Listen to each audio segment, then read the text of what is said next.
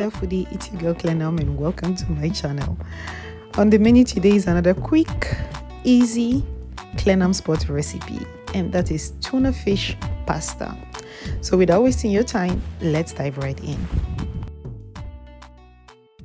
Let us start with the ingredients, and we are going to need some tuna fish, heavy cream or cooking cream, however you want to call it, shallot, onion, dried pepper, olive oil, stock cube, and obviously our pasta. And do not forget that all the ingredients and their quantities will be in the description box below, so make sure you check them out. So before we start, do not forget to start boiling the water for your pasta.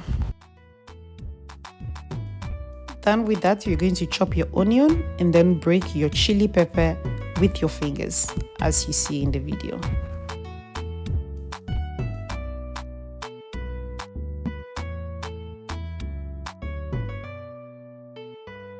So we are now going to stir fry the onions. We're going to take our pan, add our olive oil and the chopped onion. At this point, do not forget to check on the water for your pasta. That might be ready. And if it is, all you have to do is to add your pasta, and do not forget the salt as well. So back to our onion. It's now time to add our tuna fish, followed by the pepper, the stock cube, and our cooking cream.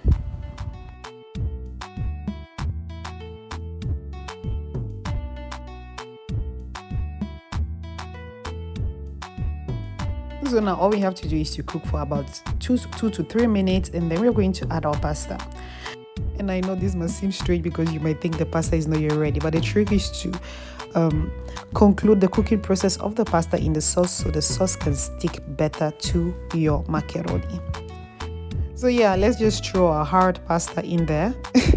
Then I'm going to add about a ladle full of the pasta water, which is going to just make everything more juicy and creamy.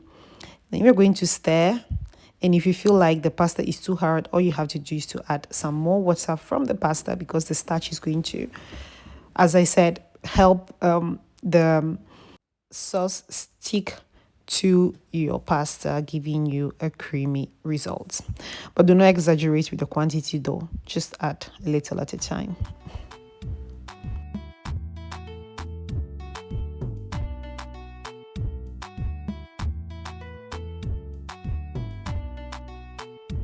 So after tossing it around for a couple of seconds, I'm going to taste for salt and also check whether it's cooked enough for me.